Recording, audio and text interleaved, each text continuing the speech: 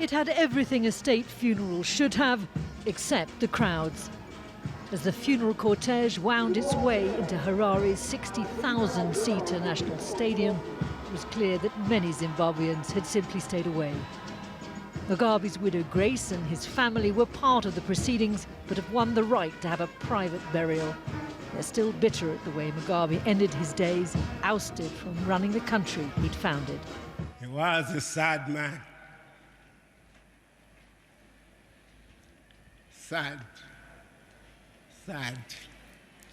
man. He recalled quietly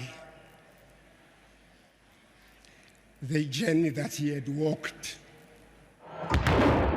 The army, instrumental in his removal from power, honoured the former president with a 21-gun salute, while Zimbabwe's current president praised the man he'd forcibly removed from power.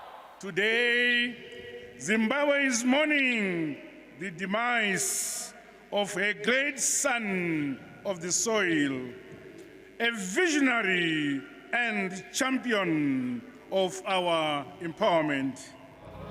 Some old liberation allies made the journey, and former and current African statesmen paid their respects. The presence of African leaders here reflects Robert Mugabe's place in the history of the struggle for liberation of this continent. But the low attendance shows that Zimbabweans know he'll be judged for much more than that. And today's eulogies will not ring out beyond the walls of this stadium in a country close to collapse.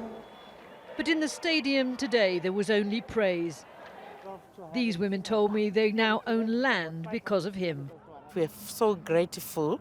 We're empowered as women. The gender policies from Mr. Mugabe really protected us as women of Zimbabwe.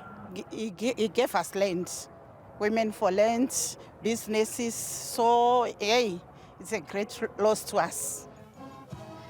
Robert Mugabe was one of the last of a generation of African strongmen. He brought Zimbabwe independence, but his legacy is one of political and economic turmoil. Penny Marshall, ITV News, Harare.